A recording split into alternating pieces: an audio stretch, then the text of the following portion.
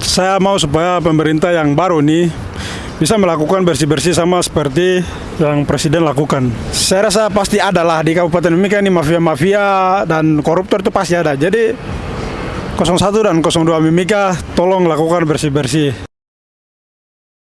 Bupati dan Wakil Bupati terpilih Kabupaten Mimika, Johannes Retop dan Emmanuel Kemong tak lama lagi mengemban tugas memimpin Mimika 5 tahun ke depan.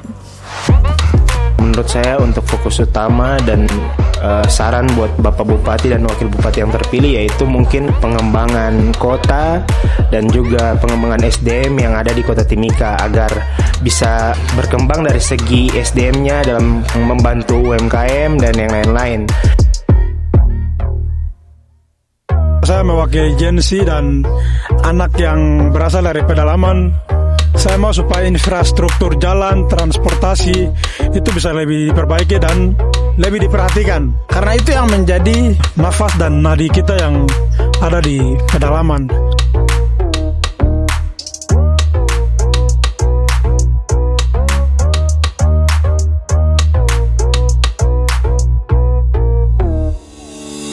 Seperti yang kita tahu bersama bahwa pemilihan Bupati dan Wakil Bupati di Mimika yang baru telah usai.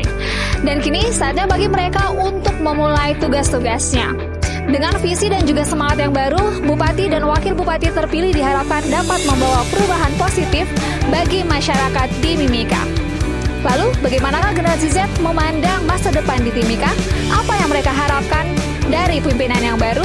Mari kita simak bersama. Baik, nama saya Raymond Peter Nampasnya, saya pengusaha UMKM yang ada di Timika. Perkenalkan, nama saya Sandika Prastia.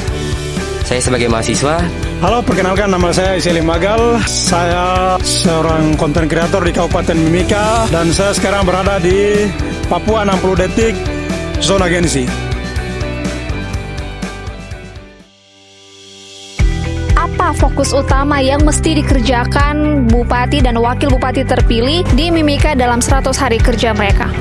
Saya mau supaya pemerintah yang baru nih bisa melakukan bersih-bersih sama seperti yang Presiden lakukan. Saya rasa pasti ada lah di Kabupaten Mimika ini mafia-mafia dan koruptor itu pasti ada. Jadi 01 dan 02 Mimika tolong lakukan bersih-bersih sama seperti Presiden.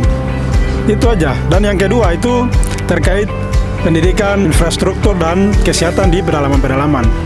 Itu mohon sekali untuk diperhatikan.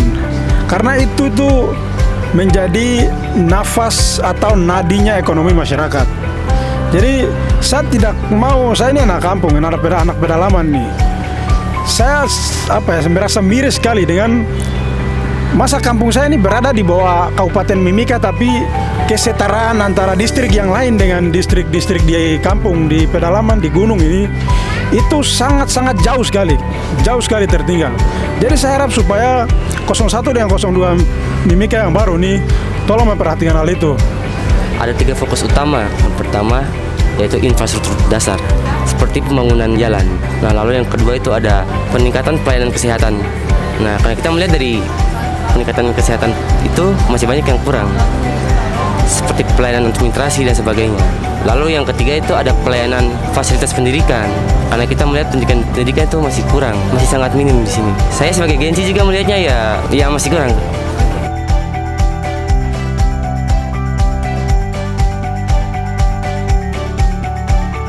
Menurut saya untuk fokus utama dan saran buat Bapak Bupati dan Wakil Bupati yang terpilih yaitu mungkin pengembangan kota dan juga pengembangan SDM yang ada di Kota Timika agar bisa berkembang dari segi SDM-nya dalam pekerja yang membantu UMKM dan yang lain-lain. Yang saya lihat banyak kekurangan dalam pengembangan sumber daya manusianya dan juga mungkin dari segi pembangunan kota, karena Kota Timika ini adalah kota pekerja. Jadi mungkin kalau membangun anak-anak muda dari sektor skill maupun juga kinerja, itu akan membangun generasi-generasi yang hebat untuk bangun Timikanya, gitu aja.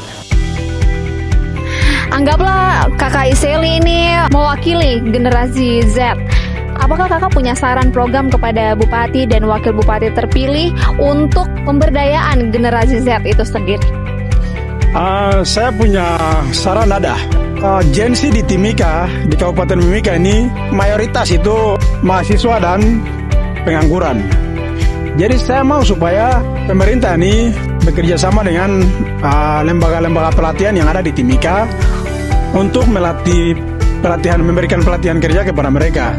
Karena itu yang paling dicari oleh perusahaan dan instansi-instansi yang ada. Kalau tidak ada itu, dong tidak punya skill, tidak bisa. Perusahaan tidak mau terima orang. Perusahaan lebih bagus rekrut orang, transfer tenaga kerja dari luar daripada mereka terima anak-anak asli yang tidak punya skill. Kalau di sini sebagian besar karyawan saya itu Gen Z, sehingga banyak sekali dinamika, yaitu dari Gen Z ini mereka sudah banyak teknologi yang membantu, sehingga untuk kita atur, kita arahkan itu perlu banyak segi-segi teknik, sehingga mereka punya pengetahuan tapi minimnya pengalaman, jadi mungkin membantu mereka dalam pengalaman tertentu. Ya pelatihan contohnya dari segi bidang yang mereka tekuni, entah barista, pastry ataupun apapun teknologi itu ya butuh pelatihan-pelatihan itu, serta bimbingan khusus, kayak bimbingan khusus agar mereka lebih bisa mendalami. Itu aja sih. Pemberdayaan yang pertama itu saya rasa dengan menggunakan UMKM. Maksudnya seperti kita mendorong UMKM, terlebih UMKM Gen Z. Nah, kita melihat Gen Z di sini sudah mulai bangun usaha seperti kafe dan sebagainya. Mungkin pemerintah bisa mendorong seperti melakukan pelatihan. Lalu bisalah pemerintah kasih gunakan pendanaannya begitu dalam mendorong kita punya UMKM. Ada satu tambahan lagi untuk pemberdayaan Gen Z, meningkatkan keterampilan digital. Program-programnya seperti yaitu melakukan pelatihan coding, melakukan pelatihan desain grafis. Mungkin Oke, kan di beberapa wilayah di luar Papua tuh kan generasi Z-nya itu terbukti mampu menjadi pengkritik kekuasaan dengan cara mereka sendiri, dengan gaya mereka sendiri. Nah, menurut kakak sendiri, apakah generasi Z di Timika itu bisa memainkan peran seperti itu? Oh, bisa sekali, karena menurut saya itu yang terbaik yang harus mereka kritik itu agar ada keseimbangan dalam pemerintahan, supaya jangan yang berkuasa juga kayak pimpinnya semena-mena. Jadi kita sebagai anak muda juga harus berani kritik, karena itu menentukan masa depan bangsa ini. Jawabannya sudah pasti bisa. Gen Z di Timika sangat berpotensi sekali dalam menyuarakan aksi-aksi, namun dengan aksi yang berbeda. Kita lihat Gen Z di Timika ini lebih cenderung ke arah media sosial atau platform digital lainnya. Saya rasa Gen Z di Kabupaten Mimika ini mampu mengkritik penguasaan pemerintah dengan cara yang baik. Salah satu saran yang bisa saya sarankan itu Gen Z bisa melakukan kritik atau memberikan aspirasi, saran dengan cara yang profesional dan mekanisme yang baik. Salah satunya melakukan RDP dengan pemerintah yang ada, atau RDP dengan DPRK dan ya pihak difasilitasi pihak keamanan itu bisa melakukan RDP. Daripada kita demo turun jalan anarkis, kemudian fasilitas yang sedang dibangun dalam proses pembangunan itu menjadi rusak gara-gara kita punya tingkah sendiri atau kita punya tindakan sendiri. Mungkin menurut saya hal ini bisa menjadi salah satu sarana kritik yang baik untuk kita generasi Z yang ada di Kabupaten Mimika. Di dalam bayangan Kak Sandi, kira-kira seperti apa Timika dalam 5 tahun ke depan? Yang saya lihat ke depannya dalam 5 tahun ke depan, kota Timika bisa menjadi kota yang sangat berkembang dengan infrastruktur yang lebih baik, terbukti dengan sektor-sektornya seperti sektor tambang atau sektor kewirausahaan. Itu bisa mendorong pertumbuhan ekonomi di Kabupaten Mimika ini bisa menunjang. Kalau bayangan saya untuk Timika ke depannya akan pasti berkembang, maju dengan banyaknya teknologi dan juga pengetahuan sumber daya manusia yang terus terupgrade, sehingga menurut saya ke depannya Mimika akan menjadi Mimika yang lebih hebat lagi dari yang sekarang ini, karena mulai perkembangan zaman serta banyak anak muda yang menurut saya harus punya kreativitas tinggi, inovasi, sehingga membangun anak-anak muda Timika yang bisa berdampak atau bisa membuat impact buat Timika ke 5 tahun ke depannya. Gitu. Saya tidak bisa memastikan Kabupaten Mimika ini besok seperti apa, atau Kabupaten Mimika ini besok rusak atau besok semakin maju. Saya tidak bisa memastikan itu.